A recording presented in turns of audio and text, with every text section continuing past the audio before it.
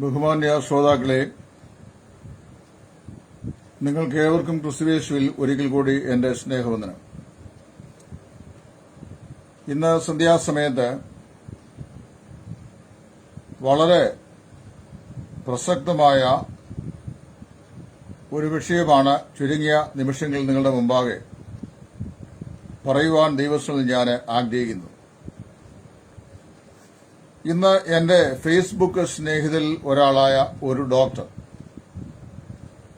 ആ ഡോക്ടർ വളരെ പരിചയസമ്പന്നയായ ഒരു ഡോക്ടറാണ്. അമേരിക്കൻ ഐക്യനാടുകളിലും കാനഡയിലും ദീർഘകാലം ഒരു ഡോക്ടറായി സേവനം ചെയ്ത ശേഷം ഇപ്പോൾ നാട്ടിൽ നമ്മുടെ പ്രശസ്തമായ ഒരു ആശുപത്രിയിൽ സേവനം ചെയ്യുന്ന വളരെ പക്വമതിയായ എന്നാൽ വളരെ പ്രായമുള്ള ഒരു ബഹുമാന്യയായ ഡോക്ടറാണ്. ആ ഡോക്ടറിന്റെ ഇൻബോക്സിലൊരു അതിപ്രധാനമാകുന്ന വിഷയം എനിക്കൊരു മെസ്സേജ് തന്ന ശേഷം, സർ, ഇങ്ങനെയുള്ള വിഷയങ്ങളെ സംബന്ധിച്ച് ഒരു ബുദ്ധിയുപദേശം ദൈവവചനാടിസ്ഥാനത്തിൽ നൽകുമോ എന്ന് എന്നോട് ചോദിച്ചു. അതിന്റെ വെളിച്ചത്തിലാണ് ഇന്ന് ഈ ലൈവ് ഇപ്പോൾ ഞാൻ നിങ്ങളുടെ മുമ്പാകെ പറയുവാൻ ദൈവസ്ഥനിൽ ആഗ്രഹിക്കുന്നു. ആ ബഹുമാന്യയായ ഡോക്ടറുടെ വീട്ടിൽ ഒരു മെയ്ഡനുണ്ട്, ഒരു സെർവന്റുണ്ട്. ആ സെർവന്റ് ആ ഡോക്ടറുടെ വീട്ടിൽ അവരെ സഹായിക്കാനായിട്ട് കടന്നു വരുന്ന ഒരാളാണ്. അപ്പോൾ പ്രിയപ്പെട്ട ഡോക്ടർ ഒരു ഫിസീഷ്യൻ ആയതുകൊണ്ടും നിലവിലിരിക്കുന്ന കോവിഡിന്റെ പ്രതിസന്ധിയെക്കുറിച്ച് വളരെ വ്യക്തതയോടുകൂടെ അറിവുള്ള ആളായതുകൊണ്ടും ആ പ്രിയപ്പെട്ട മേഡനോട് ആ ഡോക്ടർ ചോദിച്ചു, have you had your vaccination? നിങ്ങൾ വാക്സിനേഷൻ എടുത്തായിരുന്നു? അപ്പോൾ അവർ പറഞ്ഞ മറുപടി ഇങ്ങനെയാണ്, ഞാൻ എടുത്തില്ല. അതെന്താ എടുക്കാതെ എന്ന് ചോദിച്ചു കഴിഞ്ഞപ്പോൾ, വാക്സിൻ എടുക്കുന്നത് ദൈവഹിതത്തിന് വിപരീതമായ പ്രവൃത്തിയാണെന്ന് ഞങ്ങളുടെ പാസ്റ്റർ ഞങ്ങളോട് പറഞ്ഞു, അതുകൊണ്ടാണ് അതെടുക്കാത്തത് എന്ന് പറഞ്ഞുവെന്ന് ബഹുമാന്യയായ ഡോക്ടർ പറഞ്ഞു. അപ്പോൾ ഇന്നത്തെ എന്റെ ഈ വിഷയം ഒരു സാമൂഹിക ബോധവൽക്കരണം എന്ന നിലയിലാണ് ഈ വിഷയം ഞാൻ പറയാൻ ആഗ്രഹിക്കുന്നത്. ഞാനും നിങ്ങളും അറിയുന്ന പോലെ കോവിഡ്-19 രണ്ടാം തരംഗം അതിശക്തമായി ഇന്ത്യയിൽ ആഞ്ഞ് അടിച്ചുകൊണ്ടിരിക്കുന്ന ദിവസങ്ങളാണിത്. കഴിഞ്ഞ 5 ദിവസങ്ങൾക്കുള്ളിൽ നമ്മുടെ രാജ്യത്ത് നമ്മുടെ അസ്ഥിയിൽ നിന്ന് അസ്ഥിയും മാംസത്തിൽ നിന്ന് മാംസവുമായ 11,008 ആളുകൾ കോവിഡിനാൽ അപമൃത്യുവിന് ഇരയായിത്തീർന്നു. മരണസംഖ്യ വർദ്ധിച്ചുകൊണ്ടിരിക്കുകയാണ്. ഏകദേശം മെയ് മാസം 5-ാം തീയതി ആകുമ്പോഴേക്ക് പ്രതിദിന മരണത്തിന്റെ സംഖ്യ 5,000 അടുത്ത് വരുവാൻ സാധ്യതയുണ്ടെന്ന് ബുദ്ധിമുട്ടുകളായ ആളുകൾ അഭിപ്രായപ്പെടുന്നു. വളരെ വേഗത്തിലാണ് ഈ രോഗം ഇപ്പോൾ പടർന്ന് പന്തലിച്ചുകൊണ്ടിരിക്കുന്നത്. സർക്കാർ അവരുടെ ഭാഗത്തുനിന്ന് ആവശ്യമായ എല്ലാ ബോധവൽക്കരണവും ജനങ്ങൾക്ക് നൽകുന്നുണ്ടെന്ന് മാത്രമല്ല, ഭീമമായ തുക ഗവൺമെന്റ് തന്നെ സീറം ഇൻസ്റ്റിറ്റ്യൂട്ടുകൾക്ക് കെട്ടിവെച്ചിട്ട് പ്രതിരോധ വാക്സിൻ വരുത്തി അത് വളരെ സൌകര്യപ്രദമായ നിലയിൽ നാം പ്രയോജനപ്പെടുത്തണം പ്രൈവറ്റ് ആശുപത്രികളിലും ഗവൺമെന്റ് PHC വഴിയായും ഗവൺമെന്റ് ആശുപത്രികൾ വഴിയായും പോർട്ടൽ രജിസ്റ്റർ ചെയ്യിച്ച് ആളുകൾക്ക് അത് കൊടുക്കുന്നുണ്ട്. നമ്മുടെ രാജ്യത്തെ എല്ലാ ആളുകളും സുരക്ഷിതരായിരിക്കണം എന്നാണ് നമ്മുടെ ഭരണകർത്താക്കളായ ആളുകൾ കേന്ദ്രത്തിലും സംസ്ഥാനത്തും ആഗ്രഹിക്കുന്നത്. നാം എല്ലാവരും ആഗ്രഹിക്കുന്നതും അതുതന്നെയാണ്. വളരെ വേഗത്തിൽ വ്യാപന സാധ്യത ഉള്ള ഒരു വൈറസ് ബാധയായതുകൊണ്ട് അതിന് വാക്സിനേഷൻ എല്ലാവരും എടുക്കണം എന്നുള്ള ബോധവൽക്കരണം ഗവൺമെന്റ് സർവദാ നൽകിക്കൊണ്ടിരിക്കുകയാണ്. അങ്ങനെ ഇരിക്കുമ്പോഴാണ് നമ്മളുടെ ഈ പ്രിയപ്പെട്ട സഹോദരി അവരുടെ പാസ്റ്റർ അവരോട് പറഞ്ഞിട്ടുണ്ട്, ഈ വാക്സിൻ എടുക്കുന്നത് ദൈവഹിതത്തിന് വിപരീതമായ കാര്യം ആകുന്നു എന്ന്. ഇങ്ങനെയൊക്കെയുള്ള പാസ്റ്റർമാരെ വാസ്തവത്തില് ഞാൻ പറയുകയാണെങ്കിൽ നിയമത്തിന്റെ മുമ്പാകെ തന്നെ കൊണ്ടുവന്ന് തക്കതായ ശിക്ഷ നൽകേണ്ടത് ആവശ്യമാണ്. കാരണം രാജ്യം അതിന്റെ മാൻ പവർ ലോസ് ആവാതെ വണ്ണം പൌരന്മാരുടെ ആരോഗ്യത്തെ സംരക്ഷിക്കുവാൻ അടിയന്തരമായിരിക്കുന്ന സഹായങ്ങൾ ക്രമീകരണങ്ങൾ ചെയ്യുമ്പോൾ രാജ്യത്തിന്റെ നിയമത്തിനും സർക്കാരിന്റെ താൽപര്യങ്ങൾക്കും വിരുദ്ധമായി പ്രവർത്തിക്കുവാൻ ഇവിടെ ഒരു ക്രിസ്ത്യാനിക്കും വേദപുസ്തകം അനുമതി നൽകുന്നില്ല എന്നാണ് വേദപുസ്തകം പഠിക്കുന്ന ഒരു വിദ്യാർത്ഥിയായി എനിക്ക് മനസ്സിലാക്കാൻ സാധിക്കുന്നത്. വാഴ്ചകൾക്കും അധികാരികൾക്കും കീഴടങ്ങി അനുസരിപ്പാനും കർത്തൃത്വങ്ങൾക്കും അധികാരങ്ങൾക്കും വിധേയപ്പെട്ടു പോകുവാനും നിയമങ്ങളെ അനുസരിക്കാനുമാണ് ക്രിസ്തീയ വിശ്വാസികൾക്ക് അപ്പോസ്തലനായ പൗലോസ് പ്രബോധനം നൽകിയിട്ടുള്ളത്. ആ പ്രബോധനം ശക്തമായി പാലിക്കുന്ന ആളുകൾ എന്ന നിലയിൽ വിശ്വാസികളായത് നാം ആ കോവിഡ് വാക്സിൻ സ്വീകരിക്കാതെ വന്നാൽ നമ്മിൽ തന്നെ നാം പ്രൊട്ടക്ട് ചെയ്യപ്പെടുന്നില്ല എന്നുള്ളത് മാത്രമല്ല, നാം മുഖാന്തരമായി മറ്റുള്ള ആളുകളിലേക്ക് രോഗവ്യാപന സാധ്യതയ്ക്ക് ഒരു വാതായനം നാം തുറന്നു കൊടുക്കുകയാണ് ചെയ്യുന്നത്.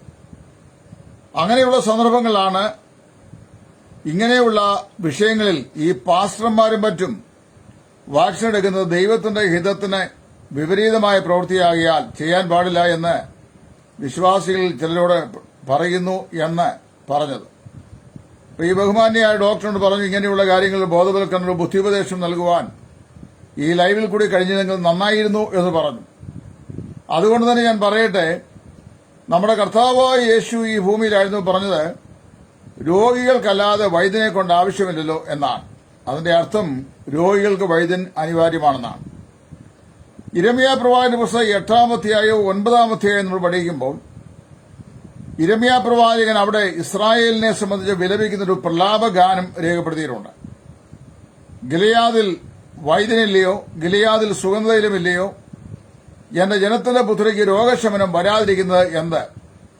അവർ സമാധാനം സമാധാനം എന്ന് പറഞ്ഞുകൊണ്ട് എന്റെ ജനത്തിന്റെ പുത്രിയുടെ മുറിവിന് ലഘുവായി ചികിത്സ ചെയ്യുന്നു എന്നാണ് പ്രവാചകൻ പറയുന്നത്. അവിടെ പറയപ്പെടുന്ന രോഗം വാസ്തവത്തിൽ ശരീരത്തിന്റെ രോഗമല്ല. എങ്കിലും ഗിലെയാദിൽ വൈദ്യനില്ലയോ, ഗിലെയാദിൽ സുഗന്ധയിലുമില്ലയോ, എങ്കിലും എന്റെ ജനത്തിന്റെ പുത്രിക്ക് രോഗശമനം വരാത്തതെന്ത് എന്ന് പ്രവാചകൻ വിളിച്ചു പറയുന്നതിന്റെ കാരണം എന്താണെന്ന് ചോദിച്ചു കഴിഞ്ഞാൽ, ഇസ്രായേൽ ദേശത്തെ അതിപ്രശസ്തന്മാരായിരുന്ന അപ്പോത്തിക്കരികൾ എന്ന് പറഞ്ഞാൽ നിങ്ങൾക്കറിയാം, പണ്ട് കാലത്ത് നമ്മുടെ നാട്ടുവൈദ്യന്മാർക്ക് കൊടുത്തിരുന്ന പേരാണ് അപ്പോത്തിക്കരി എന്ന് പറയുന്നത്.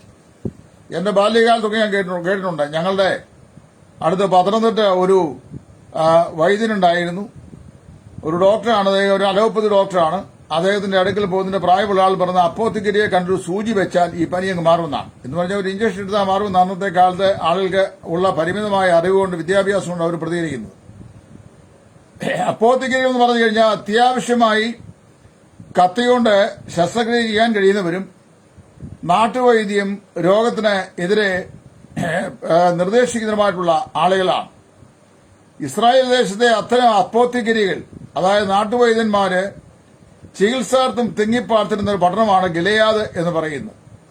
ഗിലെയാദിൽ ഈ വൈദ്യന്മാരുടെ കയ്യിൽ ഒരു പ്രത്യേകതരം സുഗന്ധ കൂട്ടുണ്ട്. ആ സുഗന്ധക്കൂട്ട് ഒട്ടുമിക്കവാറും രോഗങ്ങളുടെ ശമനത്തിന് മതിയായതാകുന്നു എന്നാണ് ഇസ്രായേലിന്റെ ചരിത്രത്തിൽ കൂടി പ്രവാചക വാക്കിൽ കൂടി മനസ്സിലാക്കാൻ സാധിക്കുന്നു. പക്ഷേ അവിടെ പാർത്തിരുന്ന ആളുകൾക്ക് ഈ സുഗന്ധക്കൂട്ട് ഉപയോഗിച്ചിട്ടും രോഗശമനം വരായികയാൽ അവരുടെ രോഗം ശാരീരികമായിരുന്നില്ല, ആത്മീയമായിരുന്നു എന്ന് ആ ഭാഗം കൊണ്ട് വ്യാഖ്യാനിക്കാൻ സാധിക്കുന്നു. എങ്കിലും പ്രവാചകൻ ചോദിക്കുന്നത് ഗിലെയാദിൽ വൈദ്യനില്ലയോ, ഗിലെയാദിൽ സുഗന്ധയിലുമില്ലയോ, എന്റെ ജനത്തിന്റെ പുത്രിക്ക് രോഗശാന്തി വരാത്തത് എന്ത്? പ്രിയപ്പെട്ടവരെ, ഇവിടെ ഞാൻ ഓർപ്പിക്കാൻ ആഗ്രഹിക്കുന്ന വിഷയം, കഴിഞ്ഞ ദിവസം ഞാൻ പറഞ്ഞ പോലെ കോവിഡ് ഒരു വൈറസാണ്. ആ വൈറസ് അതിശീഘ്രമായി മനുഷ്യനിലേക്ക് അത് വ്യാപിച്ചുകൊണ്ടിരിക്കുകയാണ്. അത് സ്പർശനത്താൽ മനുഷ്യനിലേക്ക് പ്രവേശിക്കുമെന്നും ചില ആൾ പറയുന്നു അത് എയർബോൺ ആണ്, വായുവിൽ കൂടിയും ഇത് വളരെ വേഗത്തിൽ പടർന്നു പിടിക്കാൻ സാധ്യതയുണ്ട്. അതുകൊണ്ടാണ് 2 മീറ്റർ സ്ഥലമെങ്കിലും ഒരു ഡിസ്റ്റൻസ് രോഗിയും ആളുകളുമായിട്ടുണ്ടായിരിക്കണം എന്ന് വൈദ്യശാസ്ത്രം നിഷ്കർഷിക്കുന്നത്. ശരിയായിരിക്കാം, അതിന് സയന്റിഫിക് ആയിട്ടുള്ള വശങ്ങളൊന്നും എനിക്കറിയാൻ വയ്യ. എന്നാൽ ഏതായാലും ഒരു വസ്തു മനസ്സിലാക്കേണ്ടതായിട്ടുണ്ട്. മനുഷ്യനെ വളരെയധികം ആക്രമിച്ച് കീഴ്പ്പെടുത്തുകയും അനേകരെ മരണത്തിലേക്ക് തള്ളിയിടുകയും ചെയ്യുന്ന മാരകരമായ ഒരു വൈറസ് ബാധയാണിത്. ഈ ബാധയിൽ ഞങ്ങളുടെ പാസ്റ്റർമാർ പറഞ്ഞിട്ടുണ്ട്, ഈ വാക്സിൻ എടുക്കുന്നത് ദൈവത്തിന്റെ ഇഷ്ടത്തിന് വിപരീതമാണെന്ന് പറഞ്ഞു കഴിഞ്ഞാൽ ഞാൻ മനസ്സിലാക്കുന്നത് ലോകം കണ്ടതിലെ നമ്പർ 1 ഭോഷന്മാരാണ് ഇങ്ങനെയുള്ള പാസ്റ്റർമാർ എന്നാകും. വിശ്വാസം വളരെ നല്ലതാണ്. പക്ഷേ വിശ്വാസം മനുഷ്യന്റെ ഈ മരുന്ന് പ്രയോഗത്തിന് വിരോധമായി പ്രവർത്തിക്കുവാനോ അല്ലെങ്കിൽ അതിനുവേണ്ടി പ്രഖ്യാപനം നടത്തുവാനോ തയ്യാറാവുന്നത് വാസ്തവത്തിലെ അനീതിയാണ്. നമ്മുടെ കർത്താവ് യേശു ഭൂമിയിലായിരുന്നപ്പോൾ 2 പ്രത്യേക നിലയിലാണ് യേശു ക്രിസ്തു ആളുകളെ സൗഖ്യമാക്കിയിട്ടുള്ളത്. കർത്താവ് നേരിട്ട് സൗഖ്യമാകൂ എന്ന് പറഞ്ഞു, അപ്പോൾ സൗഖ്യമായ ആളുകളുണ്ട്. എന്നാൽ യേശു ക്രിസ്തു അങ്ങനെ പറയുന്നത് കൂടാതെ കർത്താവ് ചില മാധ്യമങ്ങൾ രോഗസൗഖ്യത്തിന് വേണ്ടി ഉപയോഗിച്ചിട്ട് ആ മാധ്യമങ്ങളിലൂടെ കർത്താവ് സൗഖ്യപ്പെടുത്തുന്നത് നമ്മൾ കാണുന്നുണ്ട്. ഉദാഹരണം പറഞ്ഞു കഴിഞ്ഞാൽ ഒരു ജന്മനാ കുരുടനായ മനുഷ്യൻ യേശുവിന്റെ അടുക്കൽ വന്നു. അവന് കാഴ്ച ലഭിക്കണം എന്നുള്ളതായിരുന്നു അവന്റെ ആഗ്രഹം. അവൻ യേശുവിന്റെ അടുക്കൽ വന്നപ്പോൾ യേശു നിലത്ത് തുപ്പലുകൊണ്ട് ചേറുണ്ടാക്കി അവന്റെ കണ്ണിൽ പുരട്ടി. അവന്റെ കണ്ണ് കാണുകയില്ല. അവൻ തുപ്പലുകൊണ്ട് ചേറുണ്ടാക്കി അവന്റെ കണ്ണിൽ പുരട്ടി. എന്നിട്ട് അവനോട് പറഞ്ഞു, നീ പോയി ശിലോഹാം കുളത്തിൽ കഴുകുക എന്ന് പറഞ്ഞു. യേശു അവന്റെ കൺപോളകൾമേൽ ഈ ചേറ് പുരട്ടി. അങ്ങനെ പുരട്ടിയ ശേഷം ശിലോഹാം എന്ന് പറയപ്പെടുന്ന കുളത്തിൽ പോയി തന്റെ ഈ ചേറ് കണ്ണിൽ നിന്ന് കഴുകിക്കളയുക എന്ന് പറഞ്ഞു. അവൻ പോയി കഴുകി അവൻ തിരിച്ചു വന്നപ്പോ നമ്മൾ വായിക്കുന്നത് അവന് കാഴ്ച കിട്ടി. എങ്കിലും അവനുണ്ടായിരുന്ന കാഴ്ച അബ്നോർമലായിരുന്നു എന്ന് പറഞ്ഞ് ശരിയായ കാഴ്ചയായിരുന്നില്ല. അവന് എങ്ങനെയുണ്ട് എന്ന് യേശു ചോദിച്ചപ്പോൾ അവൻ പറഞ്ഞത്, ഞാൻ മനുഷ്യരെല്ലാം മരങ്ങളെ പോലെ നടക്കുന്നത് കാണുന്നു എന്ന് പറഞ്ഞു. സാധാരണ മരങ്ങൾ നടക്കാറില്ല. പക്ഷെ ഇവൻ കണ്ട കാഴ്ച മനുഷ്യരെല്ലാം മരങ്ങളെ പോലെ നടക്കുന്നു. ഡബിൾ അബ്നോർമാലിറ്റി എന്നാണ് ഇതിനെ ഒരു ദൈവദാസൻ വ്യാഖ്യാനിച്ചത്. ഒന്ന്, ഇദ്ദേഹത്തിന് ഈ പാർശ്വമായി അല്ലെങ്കിൽ ഭാഗികമായി കാഴ്ച റീഇൻസ്റ്റേറ്റ് ചെയ്യപ്പെട്ടപ്പോൾ അദ്ദേഹം മനുഷ്യരെ എല്ലാം മരങ്ങളെ പോലെ കാണാൻ തുടങ്ങി. അതാണ് ഒന്നാമത്തെ അബ്നോർമാലിറ്റി. മനുഷ്യരെ മരങ്ങളെ പോലെ കാണുക. മനുഷ്യരെ പോലെ കണ്ടാൽ ഈ പ്രശ്നം ഉണ്ടാകുകയില്ല. അപ്പൊ കണ്ണതിന്റെ കാഴ്ച ശരിയാകാത്തതുകൊണ്ടാണ് ഈ പ്രശ്നം. രണ്ടാമത്തെ അബ്നോർമാലിറ്റി എന്ന് പറയുന്നത് മനുഷ്യരെല്ലാം മരങ്ങളെ പോലെ നടക്കുന്നത് കാണുന്നു. ഇത് പറയുമ്പോൾ എനിക്ക് രസകരമായ ഒരു അനുഭവം എന്റെ ജീവിതത്തിലുണ്ട്. എന്റെ ബാല്യകാലത്തെ മാരാമൺ മഹായോഗത്തിന് എന്റെ അമ്മ എന്നെ കൂട്ടിക്കൊണ്ട് പോയിട്ടുള്ള രംഗം എനിക്ക് ഓർമ്മയുണ്ട്. അന്നത്തെ കാലത്ത് മാരാമണ്ണ യോഗത്തിന് പോകുന്നത് ഞങ്ങൾ പൊതിയൊക്കെ കെട്ടിക്കൊണ്ടാണ്. രാവിലെ പോയാൽ 4 മണിക്കത്തെ യോഗം കഴിഞ്ഞാൽ മടങ്ങി വരികയുള്ളൂ. മണപ്പുറത്ത് ചോറുണ്ണും, ആറ്റിലെ വെള്ളത്തിൽ കൈ കഴുകും, കുടിക്കാൻ നടപ്പന്തൽ വെള്ളം കാണും. അങ്ങനെയൊക്കെയാണ് പോകുന്നത്. അങ്ങനെ പോകുമ്പോൾ ഞങ്ങളുടെ നാട്ടിലുള്ള പ്രൈവറ്റ് ബസ്, അതായത് ആ പ്രൈവറ്റ് ബസ് കൊണ്ട് ഓർക്കണം, റോഡ് ടാർ ചെയ്തല്ല, വലിയ മെറ്റല് ഇട്ടിരിക്കുന്നതാണ്. അത് വണ്ടി ഓടിയിട്ട് മെറ്റലെല്ലാം ഇളകി ഇങ്ങനെ കിടക്കുന്ന അതിന്റെ മണ്ടയ്ക്കൂടാണ് ഈ വണ്ടി ഓടുന്നത്. അപ്പോൾ തന്നെ ശരീരത്തിൽ എല്ലാം കുലുങ്ങിയിട്ട് 4448 നാഡീ നരമ്പുകൾ ഇളകും. അതിനകത്ത് ഈ ടിപ്പർ ലോറിയിൽ വിറക് അടുക്കി വെച്ചേക്കുന്ന പോലെയാണ് ആളുകൾ കയറുന്നത്. കാര്യം സ്പേസ് ഒരു കാല് കുത്താൻ സ്ഥലമില്ല. അതുപോലെ കയറി ഞെക്കുകൊണ്ടാണ് പോകുന്നത്. കാര്യം ഒരു ബസ്സല്ലേ ഊത്തയ്ക്കും താഴ്ചയ്ക്ക് ബസ്സേ ഉള്ളൂ. ആ ബസ്സിലാണ് പോകുന്നത്. അങ്ങനെ ബസ്സിൽ പോകുമ്പോൾ അന്നത്തെ കാലത്തെ ബസ്സുകൾക്ക് ഇന്നത്തെ പോലെ ഗ്ലാസ് വിൻഡോസ് ഇല്ല. ഒരു ചെറിയ ഈ ടാർപ്പ പോലുള്ള സാധനം കെട്ടി ചരടയിലിട്ടിരിക്കുന്ന ഒരു മറവാവുള്ളൂ. അപ്പൊ ഈ വണ്ടിക്കകത്ത് കയറി കഴിയുമ്പോൾ ഈ ടാർപോളിൻ അത് ചുരുട്ടി ഈ കണ്ടക്ടർ വെക്കും. അതായത് കിളി എന്ന് പറഞ്ഞ പാർട്ടിയുണ്ട്. അതായത് ഇങ്ങനെയുള്ള ചില മെയിന്റനൻസ് പണികളൊക്കെ ചെയ്യാൻ വേണ്ടിയുള്ള ഈ വാഹനത്തിലെ കിളി മൂത്താണ് പിന്നീട് ഡ്രൈവറാകുന്നത്.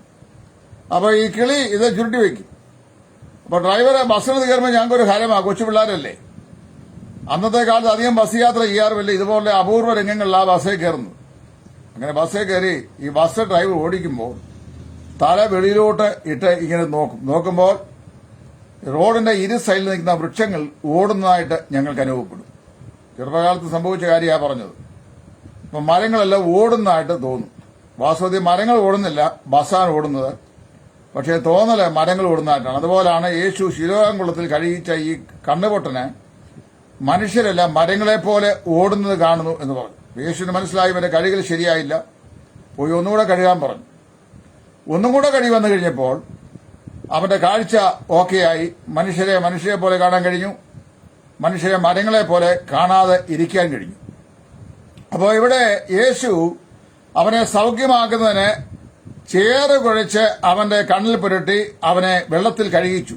ഇതാണ് യേശു ചെയ്ത ഒരു പ്രവൃത്തി.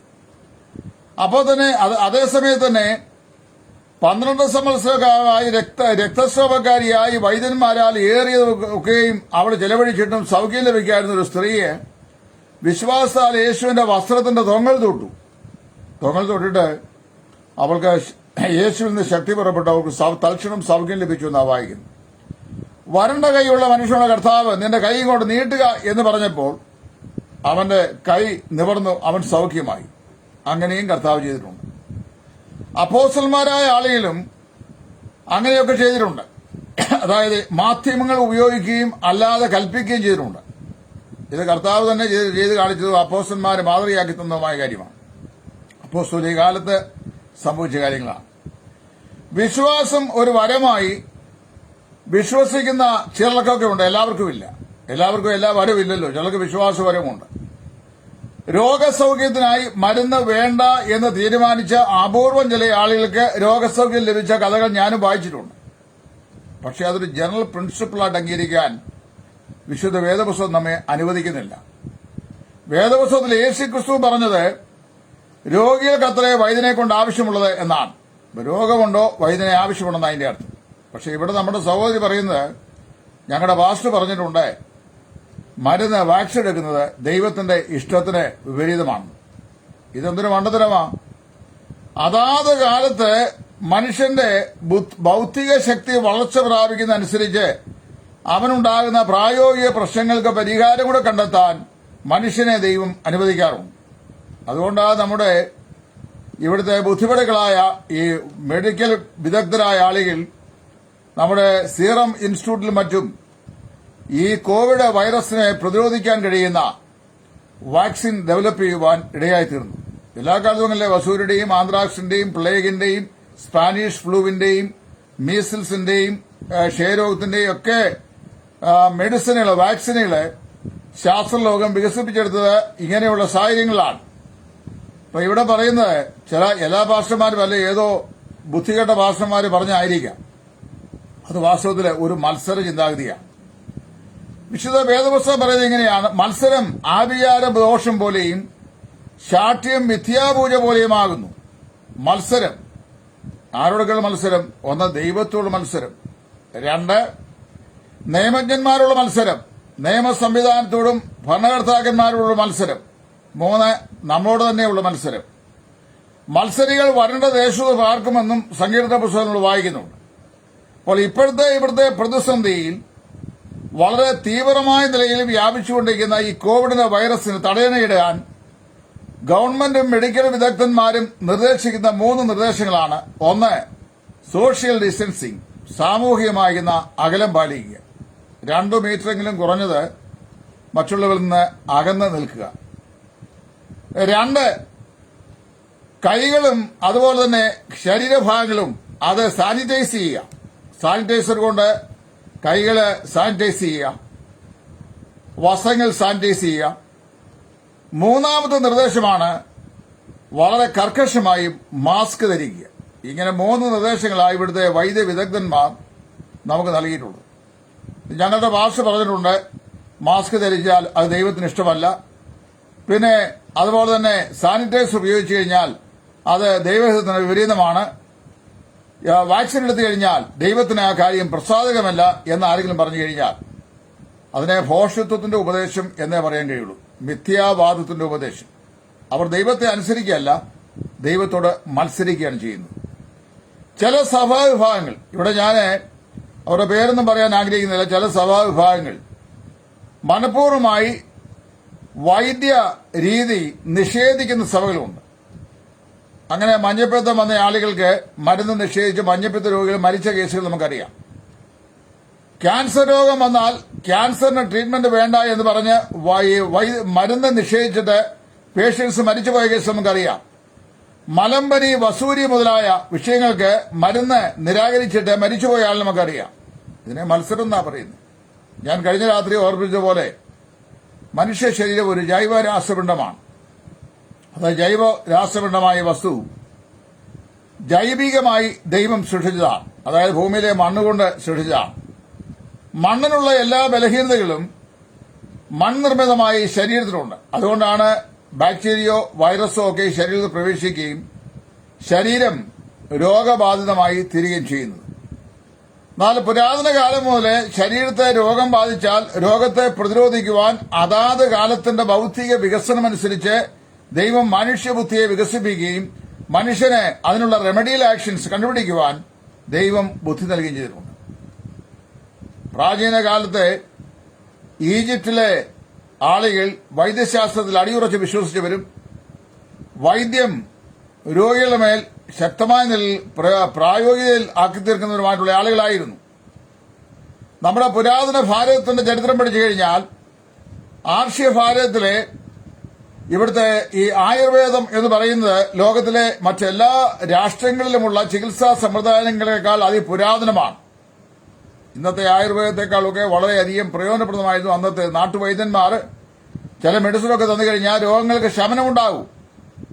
സന്ധിവാദം പോലെയുള്ള ആമവാദം പോലെയുള്ള വൈദ്യശാസ്ത്രത്തിൽ വിശേഷാൽ അലോപ്പതി മെഡിസിനിൽ പരിഹാരമില്ലാത്ത വളരെ വളരെ ദുർഗ്രഹമായിരിക്കുന്ന ചില രോഗങ്ങൾക്ക് പോലും നമ്മുടെ നാട്ടു വൈദ്യത്തിൽ, അതായത് സിദ്ധവൈദ്യത്തിൽ ഉത്തമമായ മെഡിക്കേഷൻ ഉണ്ട്. അപ്പോഴാണ് ഇവിടെ ഭക്തി കൂടിയ ചില ആളുകൾ പറയുന്നത് വാക്സിൻ എടുത്തു കഴിഞ്ഞാൽ അത് ദൈവത്തിന് ഇഷ്ടമല്ലെന്ന്.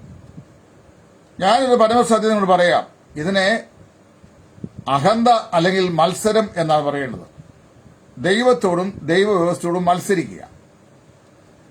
മത്സരം ആഭിചാരദോഷം പോലെയാണ് എന്ന് വിശുദ്ധ വേദപുസ്തകത്തിൽ ശമൂവേൽ പറഞ്ഞിട്ടുണ്ട്. ശൗലിന് മത്സരിയായിരുന്നു. ലോകം മുഴുവന് കോവിഡിന്റെ പിടിയിൽ അമർത്തപ്പെടുകയും അസംഖ്യ ആളുകൾ മരണത്തിന് വിധേയപ്പെടുകയും ആയിരക്കണക്കിന് ആളുകൾ ആശുപത്രികളിലും ഐസിയുയിലും അഭയം പ്രാപിക്കുകയും ലക്ഷങ്ങൾ അതിന്റെ പേരിൽ ചെലവഴിക്കുകയും ചെയ്ത സമയത്ത് ചില ബുദ്ധികെട്ട പാസ്റ്റർമാർ ബുദ്ധികെട്ട വിശ്വാസികളെ രഹസ്യമായി പറഞ്ഞ് വിശ്വസിപ്പിച്ച് വെച്ചിരിക്കുക, കർത്താവ് നമ്മളെ സൂക്ഷിച്ചോളും, അതുകൊണ്ട് ചെയ്യേണ്ട, വാക്സിൻ എടുക്കേണ്ട, അത് ദൈവത്തിന് ഇഷ്ടമല്ലെന്ന്. മണ്ടശിരോമണികളെ, വാക്സിന് വിശ്വാസവുമായിട്ട് ഈ രോഗത്തിന് ഈ വൈറസിന് വിശ്വാസവുമായിട്ട് യാതൊരു ബന്ധവുമില്ല. നിങ്ങളുടെ ബോഡി ഒരു ജൈവരാസപിണ്ഡമാണെങ്കിൽ, അതായത് ജൈവികമായ ഒരു വസ്തുവാണെങ്കിൽ ഏത് സമയത്തും ഏത് വ്യക്തിക്കും രോഗബാധകൾ ഉണ്ടാവാം. അത് വിശ്വാസിയെന്നും അവിശ്വാസമൊന്നുമില്ല. നിങ്ങളെക്കാൾ മിടുക്കന്മാരായ പല പാസ്റ്റർമാരും നോർത്ത് ഇന്ത്യയിൽ മരിച്ചു കഴിഞ്ഞു. ഇപ്പൊ നമ്മൾ എത്രയോ സോഷ്യൽ മീഡിയയിൽ വായിക്കുന്ന പല പാസ്റ്റർ, കഴിഞ്ഞ ദിവസം കുഞ്ഞുമോൻ പാസ്റ്റർ മരിച്ചു. വേറെ ഒരു പാസ്റ്റർ ഇൻഡോറില് അദ്ദേഹവും ഭാര്യയും അദ്ദേഹത്തിന്റെ ഭാര്യയും അദ്ദേഹത്തിന്റെ മകനും 3 ദിവസങ്ങളായി അടുപ്പിച്ചടുപ്പിച്ച് തലേന്നും പിറ്റേ ദിവസവും അതിന്റെ പിറ്റേ ദിവസമായിട്ട് മരിച്ചു. എത്രയോ പാസ്റ്റർമാർ, അതുപോലെ എത്രയോ പാസ്റ്റർമാർ രോഗികളായി ഇപ്പൊ കഴിയുന്നു. അപ്പൊ ആ പാസ്റ്റർമാരും ദൈവത്തിൽ വിശ്വസിക്കുന്ന ആളുകളല്ലേ? ഞങ്ങളൊക്കെ ദൈവത്തിൽ വിശ്വസിക്കുന്നവരല്ലേ? ഞാൻ കോവിഡിന്റെ വാക്സിൻ ഒരെണ്ണം എടുത്തു. രണ്ടാമത്തെ വാക്സിന് വേണ്ടി രജിസ്ട്രേഷൻ നോക്കിയിട്ടുണ്ടെങ്കിൽ 30-ാം തീയതിക്കാണ് കിട്ടിയിരിക്കുന്നത്. ഞാൻ ഇന്ന് പോയി അന്വേഷിച്ചു. അപ്പൊ 30-ാം തീയതിക്കാണ് എന്റെ രജിസ്ട്രേഷൻ ഇഫക്റ്റീവ് ആയിരിക്കുന്നു. ഞാനിത് സുവിശേഷ പ്രവർത്തകനാണ്. പക്ഷേ ഈ കോവിഡിന്റെ വാക്സിൻ അല്ല, ശരീരത്തിൽ കയറിപ്പറ്റാൻ സാധ്യതയുള്ള ഏത് രോഗത്തെയും പ്രതിരോധിക്കാൻ വൈദ്യശാസ്ത്ര രംഗത്ത് ഒരു വാക്സിൻ ഉണ്ടാവുകയും അത് അനിവാര്യമായി എടുക്കണമെന്ന് ഇവിടുത്തെ ഗവൺമെന്റ് നമ്മൾ പറയുകയും ചെയ്തു കഴിഞ്ഞാൽ സർവാത്മന എടുക്കാൻ ഞാൻ സന്നദ്ധനാണ്. അതിന്റെ ഭക്തിരാഹിത്യമല്ല, വിശ്വാസത്തിന്റെ കുറവുമല്ല, അനുസരണത്തിന്റെ മനോഭാവമാണ്. കാരണം ഈ ഭൂമിയിൽ ജീവിക്കുമ്പോൾ ജഡം ബലഹീനമാണ്, അത് രോഗബീജങ്ങൾക്ക് പാത്രമാണ്. അതിലാണ് ഈ ജീവന്റെ സൂത്രം ദൈവം വെച്ചിരിക്കുന്നത്. അതുകൊണ്ട് വാസ്തവത്തില് ഇവിടെ നമുക്ക് ബുദ്ധിപരമായൊരു സമീപനമാണ് ആവശ്യം. ചില പെന്തക്കോസ്ത് സഭകളിലെ വിശ്വാസികൾക്ക്, ഞാൻ പറയുന്നത് ക്ഷമിക്കണം, ബുദ്ധിയില്ലെന്ന് തന്നെ പറയട്ടെ, അല്ലെ പിന്നെ ഒരു എക്സ്പീരിയൻസ്ഡ് ആകുന്ന ഡോക്ടറുടെ വീട്ടിൽ ജോലിക്ക് നിൽക്കുന്ന സ്ത്രീ പറയുക, ഞങ്ങളുടെ പാസ്റ്റർ പറഞ്ഞിട്ടുണ്ടെന്ന് ഈ വാക്സിൻ എടുത്തു കഴിഞ്ഞാൽ അത് ദൈവത്തിന് ഇഷ്ടമല്ലെന്ന്. ഇപ്പൊ ദൈവത്തിന്റെ ഇഷ്ടം അളക്കുന്ന മാപിനി കൊണ്ടാണ് ഈ പാസ്റ്റർമാർ നടക്കുന്നത്. ദൈവം നിങ്ങളോട് പറഞ്ഞിട്ടുണ്ടോ ഈ വാക്സിൻ എടുക്കരുത്, എടുത്തു കഴിഞ്ഞാൽ എനിക്ക് തീരെ ഇഷ്ടക്കേടുണ്ടാവും എന്ന്? എന്റെ സ്നേഹിത, ദൈവം അനുവദിച്ചു നൽകിയ സംവിധാനമായി ഈ വൈറസ്. ലോകത്തിലെ അനേക രാജ്യങ്ങളിൽ നിങ്ങൾക്കറിയാമല്ലോ, സ്പാനിഷ് ഫ്ലൂ വന്നപ്പോൾ യൂറോപ്പിന്റെ പല ഭാഗങ്ങളിലും അത് ആയിരങ്ങളെയും ലക്ഷങ്ങളെയും മരണത്തിലേക്ക് ആനയിച്ചു. ആന്ത്രാക്സ് രോഗം യൂറോപ്പിന്റെ അനേക പ്രദേശങ്ങളിൽ വ്യാപിച്ച് അനേകർ മരണപ്പെട്ടു. വസൂരി അത് ലോകത്തിന്റെ പല ഭാഗങ്ങളിലും വന്നു, പക്ഷേ ലോകത്തിലെ എല്ലാ രാജ്യങ്ങളിലും വന്നില്ല. എന്നാൽ ഈ COVID-19 നോക്കിയേ, ലോകത്തിലെ വർഗ വർണ്ണ ജാതി പിന്നെ ക്ലൈമറ്റ് വ്യത്യാസം കൂടാതെ ലോകത്തിലെ എല്ലാ രാജ്യങ്ങളിലുമുള്ള ആളുകളെ കയറിപ്പിടിച്ചൊരു സാധനമാണ് ഈ COVID-19 എന്ന് പറയുന്നത്. ചില ആൾക്കാർക്ക് വേദപുസ്തകം എന്ന് പറയുന്നത് ഒരു പൂജാ വിഗ്രഹമാണ്. അത് പറയുന്നത് ബൈബിൾ ഉണ്ടെങ്കിൽ പണ്ട് ഈ പിശാച് രാത്രി വന്ന് പിടിക്കാതിരിക്കാനും ദുർസ്വപ്നങ്ങൾ കാണാതിരിക്കാനും ഈ വേദപുസ്തകം തലേണ കീഴെ വെക്കുന്നൊരു സ്വഭാവം ഞാൻ മാർത്തോമാക്കാനായിരുന്ന കാലത്ത് എനിക്കുണ്ടായിരുന്നു. എനിക്ക് തന്നെയല്ല, ഞങ്ങളുടെ വീട്ടിൽ എൻ്റെ അമ്മ 94 വയസ്സുള്ള ആൾ എൻ്റെ കൂടെ ഇപ്പോൾ ഉണ്ട്. അമ്മ ഇപ്പം ഓൾഡ് ഏജിൽ വളരെ ഒരു ഡിക്ലൻഷനിലേക്കാണ്, ഓൾമോസ്റ്റ് ബെഡഡനാണ്. അപ്പൊ അന്ന് അമ്മ പറഞ്ഞു തരും, എടാ ഇതൊക്കെ വേദപുസ്തകം എടുത്ത് എന്ത് ചെയ്യാ, നീ കിടക്കുന്ന തലേണയുടെ കീഴെ വെക്കണം. വേദപുസ്തകം തലേണയുടെ കീഴെ വെച്ച് കഴിഞ്ഞാൽ ദുർസ്വപ്നങ്ങൾ കാണുകയില്ല, പിശാച് മാന്തി പറിക്കുകയില്ല എന്നൊക്കെയാണ് അന്നത്തെ വിശ്വാസം. സാമുദായിക പശ്ചാത്തലത്തിൽ നിൽക്കുന്ന വിശ്വാസമല്ലേ, ഞാൻ അങ്ങനെ വെച്ചിട്ടുണ്ട്. അപ്പോ ഈ വേദപുസ്തകം പറയുന്ന സാധനം നമ്മുടെ ഇരിക്കുന്ന ഈ സാധനം ബൈബിൾ സൊസൈറ്റി ഓഫ് ഇന്ത്യ പ്രസിൽ പ്രിന്റ് ചെയ്ത കടലാസ് കഷ്ണങ്ങളാണ്. ഈ സാധനം കടലാസ് കഷ്ണങ്ങളാണ്. ഇതിൽ പ്രിന്റ് ചെയ്തിട്ടുണ്ട്, പ്രിന്റിംഗ് ഇങ്ങോട്ട് പ്രിന്റ് ചെയ്തിരിക്കുക. ഈ പ്രിന്റ് ചെയ്തിരിക്കുന്ന സാധനം ദൈവവിശ്വസ്തമായ തിരുവെഴുത്തുകളുടെ തർജ്ജമയാണ്, translation of the inspired word of God ആണ് ഈ പ്രിന്റ് ചെയ്തിരിക്കുന്നത്, ഈ ബൈബിൾ. അപ്പൊ ഈ ബൈബിൾ എടുത്ത് തലനക്കീഴെ വെച്ചാൽ പിശാച് നമ്മളെ ആക്രമിക്കുക എന്നുള്ളത് വിശ്വാസമാണ്, അല്ല വേറെ കാര്യമൊന്നുമില്ല. ഈ വിശ്വാസമുണ്ടല്ലോ, ഈ വിശ്വാസം അതല്ലേ എല്ലാം എന്ന് ഈ മണപ്പുറം ഗോൾഡുകാർ പറയുന്നില്ല, ഒരു ഭർത്താവും ഭാര്യയും കൂടി. അപ്പോ പല ആൾക്കാർക്കും പല വിശ്വാസമുണ്ട്. ചില ആളുകളെ ചിലത് വിശ്വസിക്കുകയും ആ വിശ്വാസത്തെ ദൈവത്തെക്കാൾ അമിതമായി അതിന് പ്രാധാന്യം കൽപ്പിക്കുകയും ചെയ്യുന്നു. ചിലർക്ക് അങ്ങനെയൊക്കെ സംഭവിക്കുകയും ചെയ്യുന്നു. ഞാനതിനെ മനസ്സിലാക്കുന്നത് ഡോക്ടർ ജോൺ ഓഫ് മർഫി, എനിക്ക് അല്പം വിദ്യാഭ്യാസമുള്ള മനുഷ്യ, കൂടുതലായിട്ടില്ല, നിങ്ങളെ പോലൊന്നും വലിയ വിദ്യാഭ്യാസമുള്ളവനല്ല, എന്നാലും അല്പം ബേസിക് വിദ്യാഭ്യാസമുള്ള ആളായതുകൊണ്ട് ഞാൻ നല്ല പുസ്തകങ്ങളൊക്കെ വായിക്കും.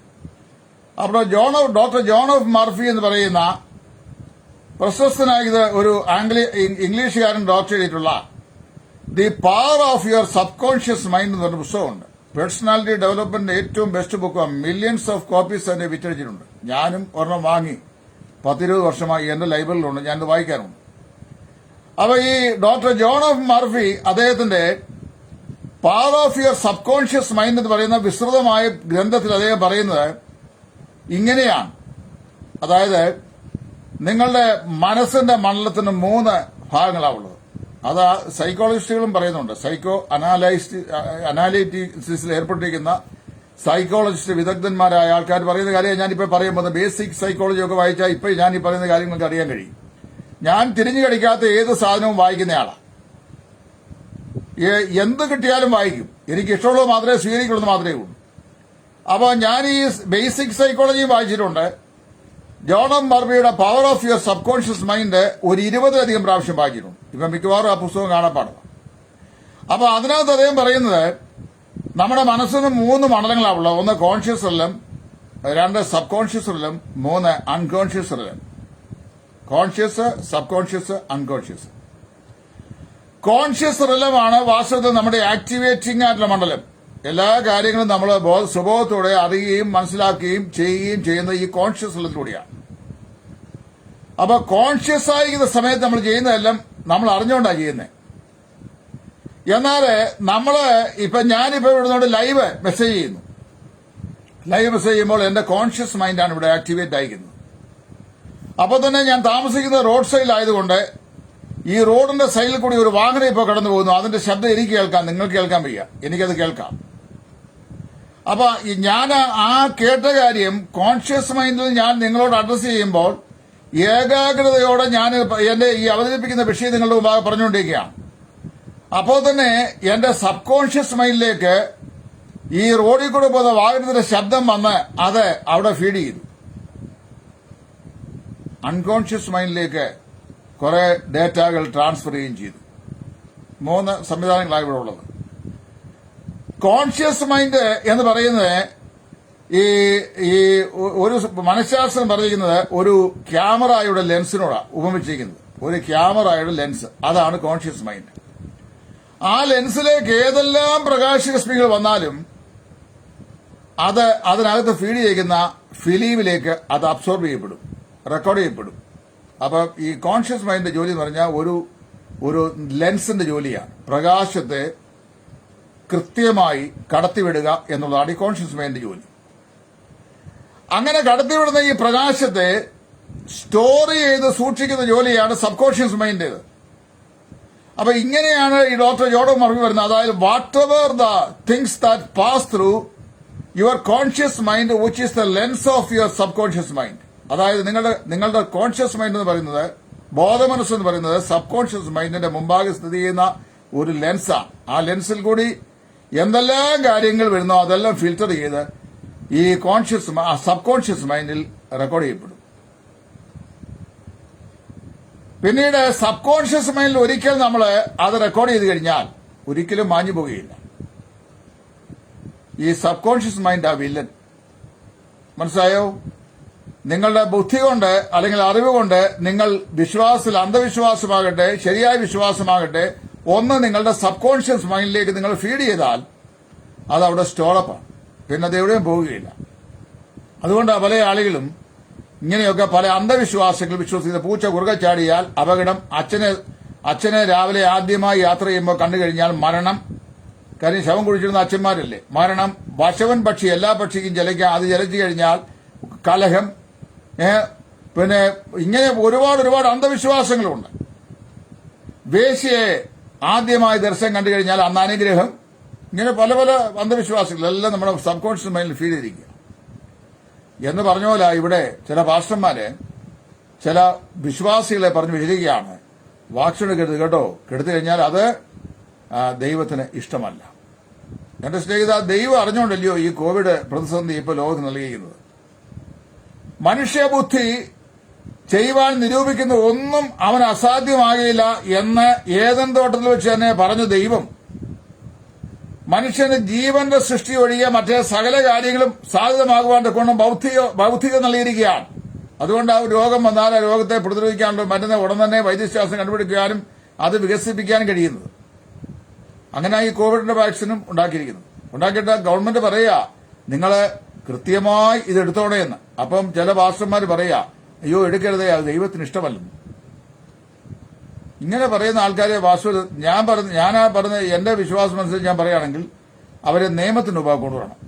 കാരണം അറിയാമോ, അതൊരു ഒരു സാമൂഹികമായിരുന്ന വയലൻസ് ആണ്.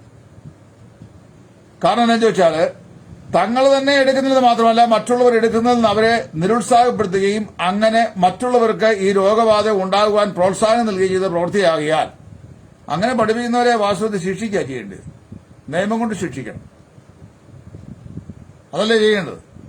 ഇവിടുത്തെ ഏത് വ്യക്തിയും മാതാ അമൃതാനന്ദ പൈ വരെ കഴിഞ്ഞ ദിവസം ഈ വാക്സിൻ എടുത്തായിട്ട് ഫേസ്ബുക്കിൽ കൂടി ഞാൻ വായിച്ചു.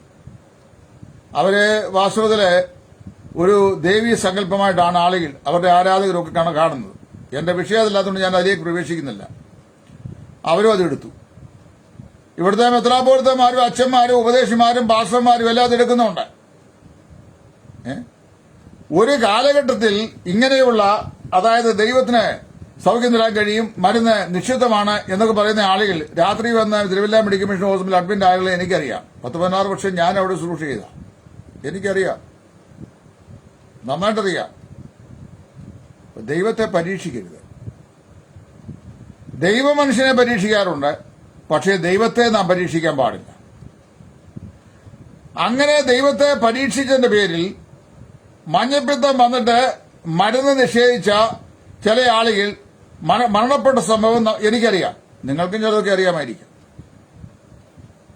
അപൂർവങ്ങളിൽ അപൂർവമായി ചില ആളുകൾ എനിക്ക് മരുന്ന് വേണ്ട, ദൈവത്തിന് ഇഷ്ടമാണെങ്കിൽ കർത്താവിനെ സൗഖ്യപ്പെടുത്തട്ടെ എന്ന് പറഞ്ഞ് ബോധപൂർവം അത് മരുന്ന് എടുക്കാൻ വിസമ്മതിച്ചതായ ചരിത്രവും ഞാൻ വായിച്ച് മനസ്സിലാക്കിയിട്ടുണ്ട്. പക്ഷെ അത് ജനറൽ പ്രിൻസിപ്പിൾ അല്ല. അത് ജനറൽ പ്രിൻസിപ്പിളേ അല്ല. അത് ആദ്യം മനസ്സിലാക്കുക. വസൂരി എന്ന് പറയുന്ന രോഗം നമ്മുടെ ഈ നാട്ടിലെ അതിന്റെ താണ്ഡവമാടി ആയിരക്കണക്കിന് ആളുകൾ മരിച്ചു. ഞങ്ങളുടെ വീട്ടിൽ ഞങ്ങൾ 6 മക്കളും അപ്പനും അമ്മയും 8 പേരിൽ എന്റെ രണ്ടാമത്തെ ജ്യേഷ്ഠനൊഴികെ ഞങ്ങൾക്ക് 7 പേർക്കും വസൂരി വന്നു. ഏറ്റവും രൂഢമായി വന്നത് എന്റെ പിതാവിനാണ്. 3 മാസം എടുത്തു ഹീലിംഗിന്. വളരെ അനന്ത പട്ടിണിയുള്ള കാലത്താണ് സംഭവിച്ചത്. എന്ന് പറഞ്ഞാൽ ഒരു നേരത്തെ അന്നം ചോന് കഴിക്കാൻ നിർവാഹമില്ലാത്ത പട്ടിണിയുടെ കാലത്താണ് ഇത് സംഭവിച്ചത്. ഇന്ന് എനിക്ക് 60 വയസ്സുണ്ട്. എനിക്ക് വസൂരി വരുമ്പോൾ 2 വയസ്സേ ഉള്ളെന്നാണ് എന്റെ അമ്മ പറയുന്നത്. അപ്പൊ 58 വർഷം മുമ്പുള്ള കാര്യം ഞാനീ പറയുന്നത്. എന്റെ അപ്പൻ മരണപ്പെട്ടു പോകുമെന്ന് നാട്ടുകാർ മുഴുവൻ പറഞ്ഞതാണ്. എന്നാൽ ദൈവം അത്ഭുതമായി വിടുവിച്ചു എന്നുള്ള സത്യം. എന്റെ പിതാവിന്റെ ശരീരത്തിൽ വസൂരിയുടെ പാടുകൾ കിടക്കുന്നത് കണ്ടു കഴിഞ്ഞാൽ നിങ്ങളെ മൂക്കത്ത് കൈവച്ചു പോകും. അമ്പരന്ന് അത്ര ആഴത്തിലാ ആ പാട് കിടക്കുന്നത്. പക്ഷെ ആ വസൂരി സ്മോൾ പോക്സ് ഇറാഡിക്കേഷൻ അതിന്റെ പ്രതിരോധ മരുന്ന് കണ്ടുപിടിച്ചു.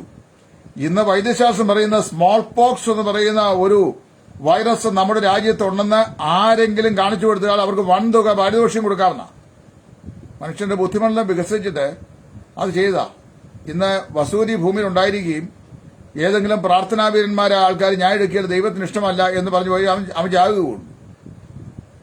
കോവിഡ് അതിനുവേണ്ടി പ്രതിരോധിക്കാൻ ഇവിടെ ഈ മെഡിക്കൽ വിദഗ്ധന്മാരെ എക്സ്പേർട്ടുകളെ ഇപ്പോൾ ഡെവലപ്പ് ചെയ്തിരിക്കുന്ന വാക്സിൻ നമ്മൾ ഉപയോഗിക്കാതെ അതിനെ മത്സരം കൊണ്ട് നിഷേധിക്കുകയും അതെടുക്കാൻ പാടില്ല എന്ന് വിശ്വാസികളെ പഠിപ്പിക്കുകയും ചെയ്തു കഴിഞ്ഞാൽ അങ്ങനെയുള്ള പാസ്റ്റർമാർക്ക് കോവിഡ് പിടിച്ചാൽ മരിച്ചു പോകുകയുള്ളൂ. കാരണം അറിയാമോ, സങ്കീർത്തക്കാരൻ പറയുന്ന മത്സരികൾ വരണ്ട ദേശത്ത് പാർക്കും എന്നാണ്. മത്സരം ദൈവത്തിന് ഇഷ്ടമല്ല. അപ്പൊ എന്ത് ചെയ്യണം? ശരീരത്തിൽ രോഗമുണ്ടായാൽ രോഗത്തിന് ചികിത്സ ചെയ്യണം. നമ്മൾ ഈ അലോപ്പതി ഡോക്ടേഴ്സിന് അടുത്ത് കഴിഞ്ഞാൽ അവർ പറയും doctors only for treating but god has to heal. Doctors ചികിത്സ ചെയ്യുക മാത്രമാണ് ചെയ്യുന്നത്. സൗഖ്യം നൽകേണ്ടത് ദൈവമാണ്. അപ്പൊ ദൈവത്തിന് മാത്രമേ സൗഖ്യം നൽകാൻ കഴിയുള്ളൂ. നാം മാനുഷികമായ ബുദ്ധിയിൽ ദൈവം മനുഷ്യന്റെ ബുദ്ധിയെ വികസിപ്പിച്ചുകൊണ്ട് അവന്റെ ജൈവശാസ്ത്രപരമായ എക്സിസ്റ്റൻസിന് ആവശ്യമായ എല്ലാം ചെയ്യുവാൻ മനുഷ്യനെ ദൈവം അധികാരപ്പെടുത്തിയിട്ടുണ്ട്. പക്ഷേ മനുഷ്യൻ ചെയ്യണം? പാമ്പിനെ പോലെ ബുദ്ധിയും പ്രാവിനെ പോലെ നിഷ്കളങ്കത്വവും ഉള്ളവരായിരിക്കണം. ഇവിടെ കോവിഡ് പടർന്ന് പന്തലിക്കുന്ന സമയത്ത് തത്വശാസ്ത്രം പറഞ്ഞുകൊണ്ടിരിക്കാൻ പാടില്ല. അതിന് വാക്സിൻ എടുക്കുകയാണ് പറഞ്ഞാൽ വാക്സിൻ എടുക്കണം. വാക്സിൻ എടുക്കാതെ കോവിഡ് പിടിച്ചു കഴിഞ്ഞാൽ അന്തരീക്ഷം രൂക്ഷമാകി ഇപ്പോഴത്തെ 2ാം തരംഗം എന്ന് പറയുന്നത് മോർ ഡേഞ്ചറസ് ആണ്. ആദ്യത്തേത് വന്നു കഴിഞ്ഞപ്പോൾ കുറെ പേർക്ക് ശ്വാസം മുട്ടലൊക്കെ ഉണ്ടായി, പെട്ടെന്ന് ആശുപത്രിയെ പ്രാപിച്ചു. ഇപ്പോഴത്തെ വന്നു കഴിഞ്ഞാൽ ന്യൂമോണിയ 2-3 ദിവസം കഴിഞ്ഞാൽ ന്യൂമോണിയയിലേക്ക് മാറും, കൺവേർട്ട് ചെയ്യപ്പെടും. വലിയ അപകടകരമാണ്. അതുകൊണ്ടാണ് ഗവൺമെന്റ് നാനാ വഴിക്കും കൂടെ ഇതിനെക്കുറിച്ചുള്ള ബോധവൽക്കരണം നൽകിക്കൊണ്ടിരിക്കുന്നത്. ഒരു മൊബൈൽ ഫോൺ പോലും വിളിച്ചു കഴിഞ്ഞാൽ ആദ്യത്തെ 1.5 മിനിറ്റ് അതിന്റെ അനൗൺസ്മെന്റാ. അത്രമാത്രം ഗവൺമെന്റ് സീരിയസ് ആയിട്ട് ഈ വിഷയം പറയുക. ഇവിടെയാണ് ഭക്തി പറഞ്ഞുകൊണ്ട് ചില ആൾക്കാർ വരുന്നത്. ഭക്തി അനുസരണത്തിന്റേതായിരിക്കണം, അനുസരണക്കേണ്ടതായിരിക്കാൻ പാടില്ല. അനുസരണക്കേണ്ട ആത്മാവ് ഭക്തിയുടെ ആത്മാവല്ല. ക്രിസ്തുവിൽ വിശ്വസിക്കുന്ന ഒരാള്, വേദപുസ്തകം പ്രമാണിക്കുന്ന ഒരാള്, വേദപുസ്തകം വിശ്വാസ പ്രമാണമായി സ്വീകരിക്കുന്ന ഒരു വിശ്വാസി അവൻ എന്ത് ചെയ്യണം? ദൈവത്തെയും ദൈവത്തിന്റെ നിയമങ്ങളെയും രാജ്യത്തിന്റെ നിയമങ്ങളെയും ഒരുപോലെ അനുസരിക്കണം. അപ്പോൾ തന്നെ പ്രകൃതിയുടെ നിയമത്തെയും ശരീരശാസ്ത്രത്തെയും അനുസരിക്കണം. പ്രകൃതിയുടെ നിയമത്തെയും ശരീരശാസ്ത്രത്തെയും അനുസരിച്ചില്ലെങ്കിൽ രോഗം നിശ്ചയമായും വരും. അതിന് യാതൊരു വ്യത്യാസമില്ല. കാര്യം വൈറസിനും ബാക്ടീരിയയ്ക്കും രോഗബാധയ്ക്കൊന്നും വിശ്വാസിനും അവിശ്വാസം വ്യത്യാസമില്ല. ശരീരം എവിടെ കണ്ടാലും അവൻ പ്രവേശിക്കും. ഇതാണ് എന്റെ തത്വശാസ്ത്രം എന്ന് പറയുന്നത്. ഇപ്പൊ വാസ്തവത്തില് നമ്മൾ ഈ ആത്മീയ ലോകത്ത് ഇന്ന് ഇങ്ങനെയുള്ള മൗഢ്യമാകുന്ന ചിന്താഗതികൾ വെച്ച് പുലർത്തി നിരപരാധികളായ വിശ്വാസികളെ, അത് വിശേഷാൽ ഈ രോഗപ്രതിരോധത്തെ സംബന്ധിച്ചോ മെഡിസിനെ സംബന്ധിച്ചോ അറിയാൻ വയ്യാത്ത സാധാരണക്കാരായ വിശ്വാസികളെ ഹല്ലേലൂയ സ്തോത്രം ദൈവത്തിന് സ്തുതി മാത്രം പറഞ്ഞുകൊണ്ടിരിക്കാൻ പഠിപ്പിച്ചേച്ച് ബാക്കിയുള്ള കാര്യങ്ങളുടെ ഗൗരവം പറഞ്ഞ് മനസ്സിലാക്കാതെ കഴിഞ്ഞാൽ അത് അക്ഷന്തവ്യമാകുന്ന ഒരു അപരാധമാണെന്നാണ് ഞാൻ മനസ്സിലാക്കുന്നത്. മാത്രമല്ല ഈ പാസ്റ്റർമാരും സുവിശേഷന്മാരും ഒക്കെയാണ് സമൂഹത്തിന് മാതൃകയായിരിക്കേണ്ടത്. എങ്ങനെ മാതൃകയായിരിക്കണം? അവര് ആദ്യം നിയമങ്ങളെയും കൽപ്പനകളെയും പ്രമാണങ്ങളെയും അനുസരിക്കാനും അവരുടെ ആളുകളെ അനുസരിപ്പിക്കാനും പഠിപ്പിക്കണം. ഞാനാണ് എന്റെ സ്ഥലസഭയിലെങ്കിലും ഞങ്ങൾ ഉടനെ ഞങ്ങൾ പറയും എല്ലാ ആളുകളും യാതൊരു മുഖപക്ഷവും കൂടാതെ ഒരു ഉദാസീനതയും കൂടാതെ എന്ത് ചെയ്യണം? ഈ വാക്സിൻ എടുത്തുകൊള്ളണം എന്നാ പറയണ്ടേ. അല്ലാതെ കർത്താവിനെ സൗഖ്യമാക്കും പറഞ്ഞുകൊണ്ട് അവിടെ ഇരുന്നോണ്ട് ഇന്ന് കണ്ടില്ലേ ഒരുത്തൻ എവിടെയാണെന്ന് അറിയാൻ വയ്യ ഇരുന്നോണ്ട് ഈ പിന്നെ മലമ്പനി പിടിച്ചോൻ തുള്ളുന്ന പോലെ ഈ അന്യഭാഷയും പറഞ്ഞു തുള്ളുന്നു. ഈ കോവിഡിന്റെ കാലമായിട്ട് നാണമില്ലല്ലോ എന്നാണ് ഞാൻ ഓർത്തു പോകുന്നത്. ലോകം മുഴുവൻ വിറങ്ങലിച്ച് നിൽക്കുക, കോവിഡിന്റെ പിടിയിൽ ഞെരുക്കപ്പെട്ടിരിക്കുക. അങ്ങനെയുള്ള ഈ സമയത്തും സുബോധം നഷ്ടപ്പെട്ടവരെ പോലെ ഊരാളി തുള്ളുന്ന പോലെ തുള്ളുകയാണ്. ഇതൊക്കെ എന്റെ സഹോദരന്മാരെ ഞാൻ പറയുമ്പോൾ നിങ്ങൾക്ക് ചിലർക്കൊക്കെ പ്രയാസമുണ്ടാകും. പക്ഷെ എനിക്ക് പറയാതിരിക്കാൻ പറ്റുമോ? ഞാൻ പറഞ്ഞാൽ മതിയാവും. കാര്യം ഞാനീ പറയുന്ന 1000 പേര് കേട്ടാൽ ചിലപ്പോൾ 2 പേർക്കെങ്കിലും സുബോധം ഉണ്ടാകും. മതി, 2 പേര് രക്ഷപ്പെടുമല്ലോ.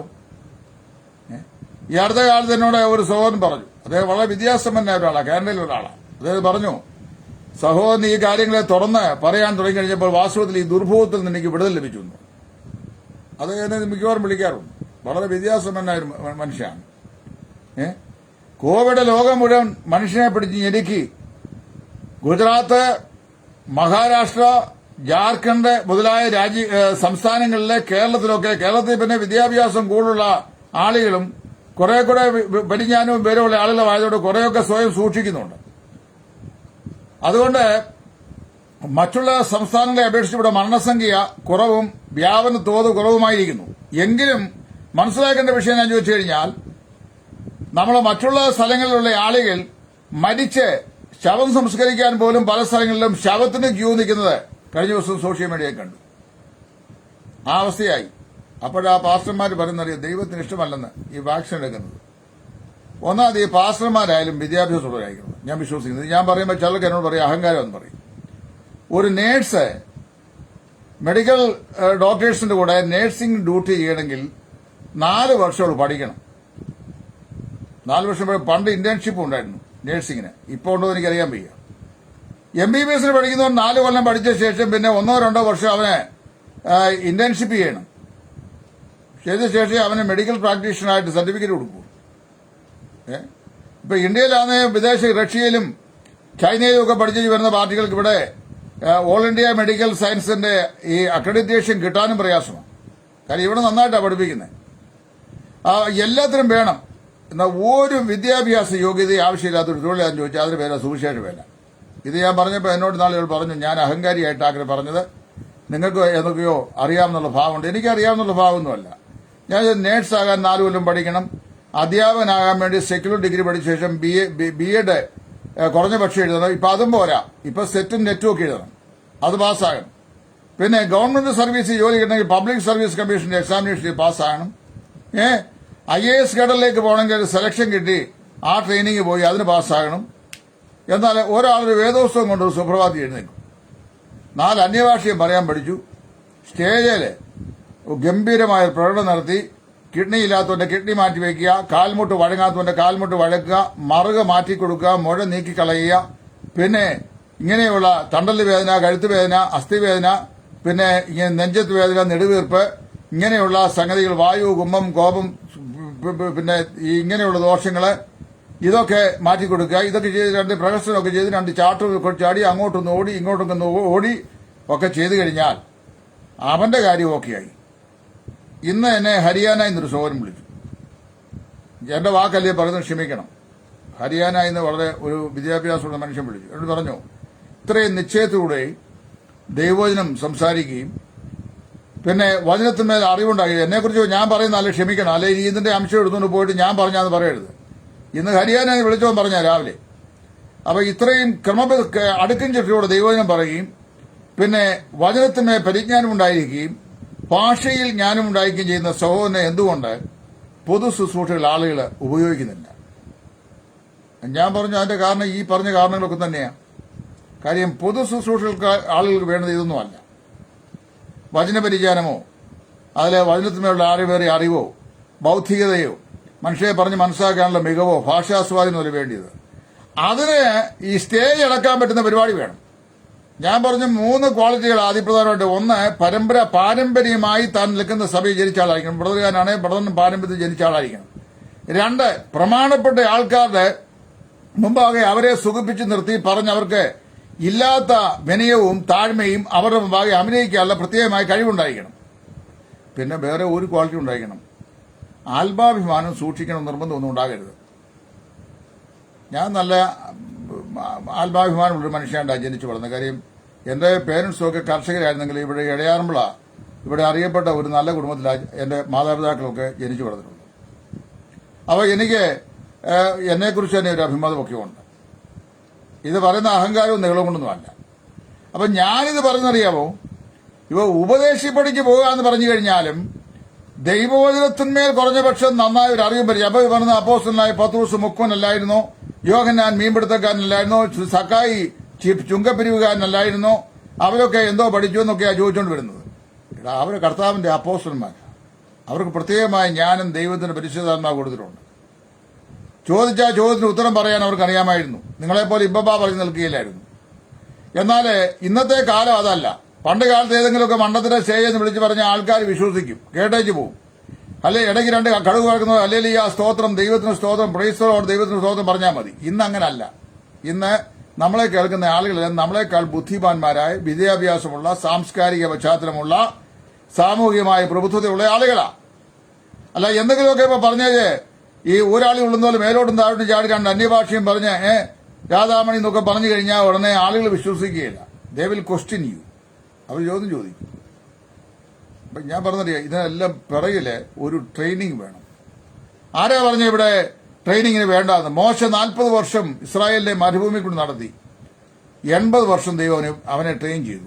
40 വർഷം ഇസ്രായേലിലും 40 വർഷം മരുഭൂമിയിൽ ആടുകളെ മേയ്ക്കുന്ന ജോലിയിലും. 40 ഇയേഴ്സ് സർവീസിന് 80 ഇയേഴ്സിന് ട്രെയിനിങ് ആയിരുന്നു. അപ്പൊ ട്രെയിനിങ് വേണോ?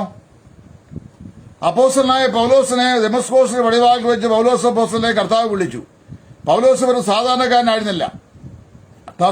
കിലിക്കയിലെ തർസോസിലെ പ്രസിദ്ധമാകുന്ന സ്കൂൾ ഓഫ് ഫിലോസഫി, ആ തത്വശാസ്ത്ര പാഠശാലയിൽ വളരെ വ്യക്തമായി പഠിച്ചവനും യഹൂദ ന്യായപ്രമാണം സൂക്ഷ്മമായി ഗമാലിയലിന്റെ പാദമെടുത്ത് അഭ്യസിച്ച ആളുമാണ്.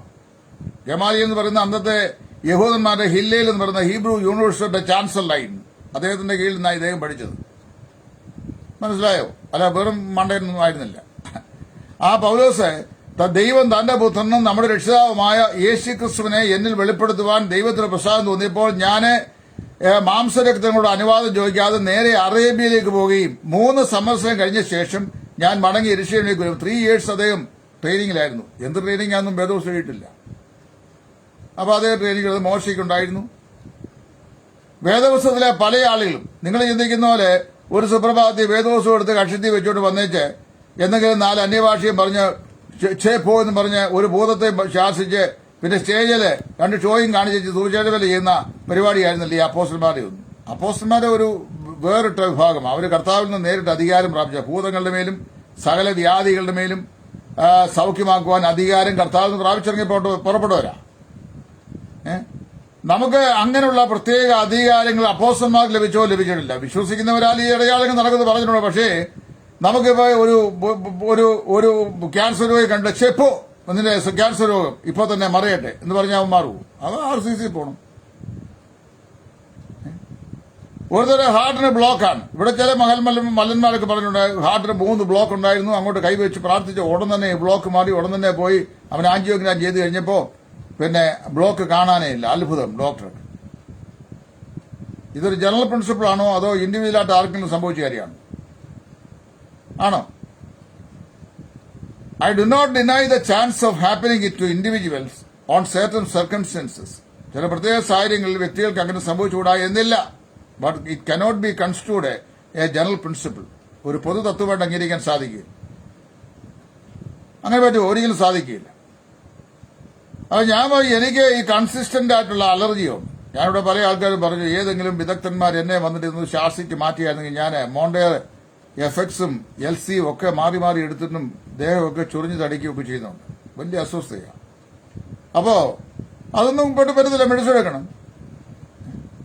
അത് ഞാൻ പറഞ്ഞതെന്നു ചോദിച്ചു കഴിഞ്ഞാല് ഇതിനെയെല്ലാം ബുദ്ധി കൊണ്ട് അല്ലെങ്കിൽ നമ്മളെ ഈ വിശ്വാസം എന്ന് പറയുന്ന ഉപാധി കൊണ്ട് ഇതിനെയെല്ലാം എതിർത്ത് നിൽക്കുക, വേണ്ടെന്ന് പറയുക, മത്സരിക്കുക, എന്നിട്ട് പാവപ്പെട്ട വിശ്വാസികളോട് അങ്ങനെ പഠിപ്പിക്കുക.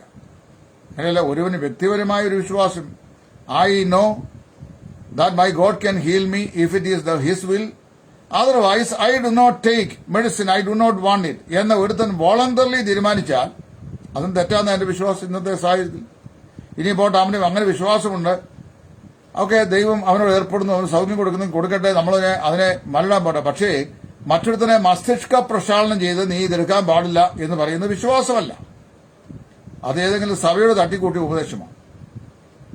അത് ശരിയല്ല. ദൈവത്തോടുള്ള മത്സരമാണ്, വചനത്തോടുള്ള റെസിസ്റ്റൻസ് ആണ്, നിയമവ്യവസ്ഥയുള്ള ക്വസ്റ്റ്യനിങ് ആണ്. അത് പാടില്ല. നാം സാമൂഹിക പ്രതിബദ്ധതയുള്ളവരാണ്, ഒരു സമൂഹത്തിലാണ് ജീവിക്കുന്നത്. ഞാൻ പാർക്കുന്ന ഇടത്ത് ഈ ചുറ്റുപാടുള്ള ആളുകളുടെ ആരോഗ്യ പരിപാലനത്തോട് ബന്ധപ്പെട്ട് എനിക്കും ഒരു കർത്തവ്യം, ഉത്തരവാദിത്വം ഉണ്ടെന്നാണ് ഞാൻ മനസ്സിലാക്കുന്നത്. So I should be aware of my hygienic condition. ഞാൻ എന്റെ ആരോഗ്യത്തെ സംബന്ധിച്ച് ഞാൻ എന്ത് ചെയ്യണം? ബോധവാനായിരിക്കണം. ഇവിടുത്തെ ഏത് മൂത്ത വിശ്വാസമുള്ളവനും കൊറോണ ബാധിതനായ ഒരുത്തൻ പാനപാത്രം കുടിച്ചേച്ച് ആ പാനപാത്രം മറ്റൊരുത്തർ കൊടുത്താൽ അവന് കൊറോണ നിശ്ചയമായിട്ട് വന്നിരിക്കും. അല്ലെ കുടിച്ചേച്ച് നിങ്ങളോട് പറയും സംഭവം ശരിയാണെന്നില്ലയോ? വന്നിരിക്കും. അപ്പൊ ഇവിടെ ചെയ്യേണ്ടതെന്ന് ചോദിച്ചു കഴിഞ്ഞാൽ ഇവിടെയാണ് നമുക്ക് ബുദ്ധിയും വിവേകവും തിരിച്ചറിവും ആവശ്യം. പൗലോസ് എന്നാ പറയുന്നത്? നിങ്ങൾ ഭേദാഭേദങ്ങളെ വിഭജിപ്പാൻ പ്രാപ്തന്മാരെ എത്തിയുണ്ട്. എന്തായി ഭേദാഭേദങ്ങൾ? നല്ലതിൽ വെച്ച് ഏറ്റവും നല്ലത് അതാണ്. ഇത് തിരിച്ചറിയാൻ കഴിയും. അതിന് ഭേദാഭേദങ്ങളെ കുറിച്ച് തിരിച്ചറിവ് പറയും. അപ്പൊ ഇങ്ങനെയുള്ള ടീച്ചിങ്സ്, അതായത് സഭാതലങ്ങളിൽ ഇങ്ങനെയുള്ള ടീച്ചിങ്സ് ഗുരുതരമായ തെറ്റാണ്. രണ്ടാമത്തെ വിഷയം, ഗവൺമെന്റ് വളരെ റെസ്ട്രിക്ഷൻ പറഞ്ഞിട്ടുണ്ട്. ഇന്നത്തെ ന്യൂസിൽ, ഇന്നത്തെ പത്രത്തിലും പറഞ്ഞിട്ടുണ്ട്, വിവാഹത്തിന് 50 പേര് മാക്സിമം, 30 പേര് മാക്സിമം വിവാഹ വേദികളിൽ സംബന്ധിക്കാവുന്ന ആൾക്കാർക്ക് ഗവൺമെന്റ് ഇന്ന് വെച്ചിരിക്കുന്ന മീറ്റിംഗിന് ശേഷം വെച്ചിരിക്കുന്ന വ്യവസ്ഥയാണ് 30 പേര്. ശവസംസ്കാരത്തിന് 20 പേര്. അതേ ആകാവൂ. 400 പേര് കൂടിയേ ശവം കുഴിച്ചിടുകയുള്ളൂ, അല്ല അവ ഉയർക്കുകയല്ലേ. 1500 പേര് കൂടിയല്ലേ വിവാഹം നടക്കുള്ളൂ. മനുഷ്യന്റെ അഹങ്കാരം പാടില്ല എന്നും 35 പേര് കൂടിയാൽ വിവാഹം മാന്യമായി നടക്കാമെന്നും പഠിപ്പിച്ച കാലഘട്ടമായി കൊറോണയുടെ കാലഘട്ടം. ഗവൺമെന്റ് റെസ്ട്രിക്ഷൻസ് വെച്ചിട്ടുണ്ട്. ആരാധനാലയങ്ങളിൽ വേർപെട്ട സമൂഹങ്ങളുടെ ബന്ധുക്കോസുകാരുടെയും വേർപാടുകാരുടെയും 65 എബോവുള്ള പാർട്ടികളാണ് വന്ന് സഭാകളിൽ നിന്നുകൊണ്ട് ഭക്തി കാണിച്ചുകൊണ്ടിരിക്കുന്നത്. സർക്കാർ വളരെ വ്യക്തമായി പറഞ്ഞ 62 എബോവുള്ള ആൾക്കാർ ഹോളിനകത്ത് വന്ന് ഇരിക്കുന്നത് അപകടകരമാണ്. ചില സഭകളിൽ 62 താഴെയുള്ളത് 1 or 2 പേരേ ഉള്ളൂ. വന്ന് അവിടെ നിൽക്കുന്നുണ്ട്. ഇത് കർത്താവിന്റെ ഭക്തി കൊണ്ടും വിശ്വാസത്തിന്റെ തീവ്രത കൊണ്ടൊന്നുമല്ല. ചില ആൾക്കാർക്ക് അധികാരങ്ങൾ കൈകാര്യം ചെയ്യാനും പിന്നെ അവരുടെ കസ്റ്റഡിയിൽ നിന്ന് കാര്യങ്ങൾ പോകാതിരിക്കാനും വേണ്ടി മനഃപൂർവ്വമായി തുറന്നിരിക്കുക. ഞാൻ പറഞ്ഞ അങ്ങനെയുള്ള സഭാകൂടുകളെ ഗവൺമെന്റ് തന്നെ ഏർപ്പെട്ട് അടയ്ക്കണമെന്നാണ് ഞാൻ പറയുന്നത്. ഇപ്പോൾ ഇങ്ങനെയുള്ള സാഹചര്യങ്ങൾ ഞാൻ ധൈര്യമായിട്ട് പറയുന്നത്, ഇതുപോലുള്ള എന്നോട് ചോദിച്ചാൽ ഞാൻ തീർത്ത് പറയും. അങ്ങനെയുള്ള അനുസരണക്കേട് കാണിക്കുന്ന ആരാധനാ കൂടിവരവുകളെ ഈ കോവിഡ് പ്രതിസന്ധിയിൽ കോവിഡ് വ്യാപനം തടയുക എന്നുള്ള സതുദ്ദേശത്തോടെ സർക്കാർ തന്നെ നേരിടപെട്ട് എന്ത് ചെയ്യണം? അതിനെ അടയ്ക്കണം. ഇവിടുത്തെ എപ്പിസ്കോപ്പൽ സഭകൾ നമ്മുടെ വേർപെട്ട സഭകളേക്കാൾ എത്രയോ മാന്യമായിട്ട് ഇടപെടുന്നത്. മെനിഞ്ഞാന്ന് ഗവൺമെന്റ് ഒരു പ്രപ്പോസൽ പറഞ്ഞപ്പോഴേ ഇവിടുത്തെ CSIക്കാര്, ബിലീവേഴ്സ് ചർച്ചുകാര്, മാർത്തോമാക്കാര്, യാക്കോബക്കാര്, ഓർത്തഡോക്സുകാര് അവരെല്ലാം പറഞ്ഞു കഴിഞ്ഞു, കോവിഡ് മാനദണ്ഡപ്രകാരം ആ പ്രോട്ടോകോൾ അനുസരിച്ച് മാത്രമേ ആളുകൾ ബിഹേവ് ചെയ്യാവുന്നു. പിന്നെ ദൈവത്തോടും ഏറ്റവും അടുത്ത് നിൽക്കുന്നു എന്ന് അവകാശപ്പെടുന്ന, അതേസമയം ഹൃദയം കൊണ്ട് വളരെ വിദൂരയിൽ നിൽക്കുന്ന ഈ സമൂഹത്തിന് മാത്രമാണ് ഈ നിയമമൊന്നും ബാധകമല്ലാത്തത്. അങ്ങനെ വന്നു കഴിഞ്ഞാൽ ഗവൺമെന്റ് തന്നെ അതിൽ ഡയറക്ട്ലി ഇന്റർഫിയർ ചെയ്യണം എന്നാണ് ഞാൻ പറയുന്നത്. അറിയാവോ, ഒരു ക്രിസ്തു വിശ്വാസി സാമൂഹിക പ്രതിബദ്ധതയുള്ളവനായിരിക്കണം. അവൻ സമൂഹത്തിന് മുമ്പാകെ മാതൃകയായിരിക്കണം. അവൻ യഥാർത്ഥ വിശ്വാസിയാണ്. ലോകത്തിന് മുമ്പാകെ തന്നെ മാതൃക തെളിയിച്ചു കൊടുക്കണം. കോവിഡ് പ്രതിസന്ധി സഭകൾ തുറന്നിട്ടുണ്ട്. അവിടെ 65 മേലുള്ള വയസ്സന്മാർ കൂടി വന്നിരുന്നുകൊണ്ട് അവിടെ നിന്നുകൊണ്ട് ഭക്തിയോടെ വന്നിച്ചിരുന്ന് പാടിക്കൊണ്ടിരിക്കുകയല്ല ചെയ്യേണ്ടത്. ഞങ്ങൾ ഈ പ്രതിസന്ധിയിൽ എന്ത് ചെയ്യും? ഞങ്ങൾ മാതൃകയായിരിക്കും. ഞങ്ങൾ ഞങ്ങളുടെ വീടുകളിൽ നിന്ന് ദൈവത്തോട് പ്രാർത്ഥിക്കും. ഞങ്ങൾ ഹോളുകൾ കൂടുകയില്ല, കൂട്ടം കൂടുകയില്ല, രോഗവ്യാപനത്തിന് അവസരം ഉണ്ടാക്കുകയില്ല എന്ന് തീരുമാനിച്ച് എന്ത് ചെയ്യണം? അതിന് മാതൃക കാണിച്ചു കൊടുക്കണം. മറ്റേ എല്ലാം ഭക്തിയല്ല, അഹങ്കാരത്തിന്റെ ലക്ഷണങ്ങളാണ്, അഹന്തയുടെയാണ്. വാക്സിൻ നിഷേധിക്കണം എന്ന് പറയുന്നത് അഹന്തയുടെയും അഹങ്കാരത്തിന്റെയും നെകളത്തിന്റെയും ഉപദേശമാണ്, അല്ലാതെ ദൈവത്തിന്റെ ഉപദേശമല്ല. അത് മനസ്സിലാക്കണം. നാം ഈ പ്രതിസന്ധി അതിജീവിക്കാൻ കഴിയണമെങ്കിൽ ഗവൺമെന്റ് വെച്ചിരിക്കുന്ന നോംസിനോട് പൂർണ്ണമായി യോജിച്ച് അനുസരണവും വിധേയത്വവും വിനയവും കാണിച്ച് സഹവർത്തിത്വം കാണിച്ച് നാം സാമൂഹിക പ്രതിബദ്ധതയുള്ളവരാണെന്ന് ഉള്ള അവബോധത്തിൽ മുമ്പോട്ട് പോകണം. എന്നാൽ മാത്രമേ ഈ പ്രതിസന്ധിയിൽ നമുക്ക് കരകയറാനായിട്ട് സാധിക്കൂ. നമ്മൾ ഓരോരുത്തരും ചിന്തിക്കണം, ഞാൻ മുഖാന്തരം വേറൊരാള് രോഗിയാകാൻ പാടില്ല, ഞാൻ മുഖാന്തരം ഈ രോഗത്തിന് ഒരു മുഖാന്തരമായി വേറൊരാൾ ഭവിക്കാൻ പാടില്ല, എനിക്ക് തന്നെയും ആ നിലയിൽ ഒരു രോഗബാധ ഉണ്ടാകാൻ പാടില്ല എന്ന് നമ്മൾ ഓരോരുത്തരും ചിന്തിക്കുകയും നാം പൂർണ്ണ അനുസരണത്തോടുകൂടെ നിയമവ്യവസ്ഥകൾക്കും വാഴ്ചകൾക്കും അധികാരങ്ങൾക്കും കീഴ്പ്പെട്ട് അനുസരിച്ച് വേദപുസ്തകം പ്രായോഗികമാക്കുന്നവരാണെന്ന് തെളിയിക്കേണ്ട സമയമാണ് ഈ സമയം. ഞാൻ എന്റെ വാക്കുകളെ ദീർഘിപ്പിക്കുന്നില്ല. ദൈവം സുബോധത്തിന്റെയും വിവേകത്തിന്റെയും പരിജ്ഞാനത്തിന്റെയും ആത്മാവിനെ ഈ വിഷയത്തിൽ എല്ലാ പ്രിയപ്പെട്ടവർക്കും നൽകട്ടെ എന്ന് പ്രാർത്ഥിച്ചുകൊണ്ട് തൽക്കാലം നിർത്തുന്നു. ദൈവം എല്ലാവരെയും അനുഗ്രഹിക്കട്ടെ. കർത്താവിന്റെ മഹത്വരമായ ശുശ്രൂഷയിൽ സുവിശേഷൻ ടൈറ്റസ് ഫ്രം ഇടയാറുള്ള. Thank U.